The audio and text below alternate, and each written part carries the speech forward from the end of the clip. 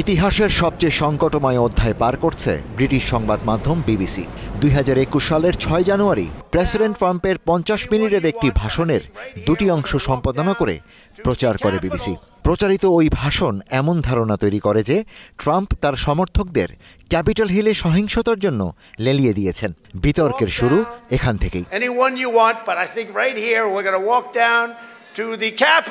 ভাষণটি প্রচারের পর থেকেই বিবিসির বিরুদ্ধে সরব ডোনাল্ড ট্রাম্প। ভাষণটি সম্পাদনার ক্ষেত্রে বিচার ও বিচক্ষণজনিত ভুলের দায় স্বীকার করে পদত্যাগ করেন বিবিসির মহাপরিচালক ও বার্তা প্রধান। ট্রাম্পের কাছেও ক্ষমা প্রার্থনা করেন বিশ্বের এই শীর্ষ গণমাধ্যম। কিন্তু এতেও তুষ্ট নন ট্রাম্প। আগামী সপ্তাহে তিনি মামলা করার ঘোষণা দিয়েছেন। বিবিসি যা করেছে কেউ এমনটা ভাবতেও পারেনি। ওরা আসলে আমার মুখ থেকে বের হওয়া কথাগুলো বদলে দিয়েছে। এমনকি তারা স্বীকার করেছে যে তারা প্রতারণা করেছে। যুক্তরাজ্যের মানুষ বিবিসির উপর খুবই ক্ষুব্ধ। আমরা তাদের বিরুদ্ধে 1 বিলিয়ন থেকে 5 বিলিয়ন ডলারের ক্ষতিপূরণের মামলা করব, সম্ভবত আগামী সপ্তাহের কোনো এক সময়। তবে ট্রাম্পের মামলার হুমকিতেও ক্ষতিপূরণ দিতে রাজি নয় বিবিসি। তাদের যুক্তি, ওই ভাষণ প্রচারের মধ্য দিয়ে ট্রাম্পের বাস্তবিক কোনো ক্ষতি হয়নি। তিনি আবারও প্রেসিডেন্ট নির্বাচিত হয়েছেন। সেই তথ্যচিত্রটিও যুক্তরাষ্ট্রে প্রচারিত হয়নি।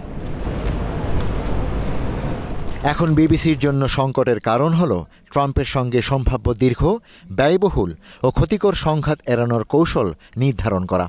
সবচেয়ে বড় মাথা ব্যথা আকাশ ছোঁয়া আইনি খরচ। আবার সেই খরচের যোগান দেবে কে, এটাও প্রশ্ন। কারণ বিবিসির আয়ের একটি বড় অংশ আসে জনগণের দেয়া লাইসেন্স ফি থেকে। গত বছর বিবিসির মোট আয় ছিল 3.8 বিলিয়ন বা 380 কোটি ডলার। এই অবস্থায় সরকারি পর্যায়ে বা যুক্তরাজ্যের সাথে ট্রাম্পের দ্বিপাক্ষিক সম্পর্ককে কাজে লাগাতে পারে বিবিসি।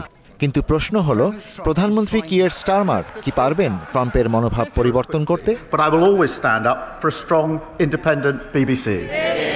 যুক্তরাজ্যের সংস্কৃতি মন্ত্রী লিসা ন্যান্ডি অবশ্য বিবিসির পক্ষে দাঁড়িয়েছেন। তিনি বলেছেন, বিবিসি নিউজ দেশের অন্ধকার সময় পাহাড় চূড়ায় জ্বলা আলোর মতো, যা মানুষকে ঐক্যবদ্ধ করে। বিবিসি যথাযথভাবে তার স্বাধীনতা অত্যন্ত কঠোরভাবে রক্ষা করে। আমি বলতে পারি যে আমি বিবিসির নেতৃত্বের সঙ্গে খুব ঘনিষ্ঠভাবে কাজ করছি। আমি প্রতিদিন বিবিসির চেয়ারম্যান এবং অন্যান্য সিনিয়র নেতাদের সঙ্গে কথা বলছি এবং আমার মনে হয় তারা এটিকে গুরুত্ব সহকারে দেখছেন। এসবের মধ্যেই প্রেসিডেন্ট ট্রাম্প আবারও বিবিসিকে ভুয়া সংবাদের চেয়েও খারাপ বলে আক্রমণ করেছেন।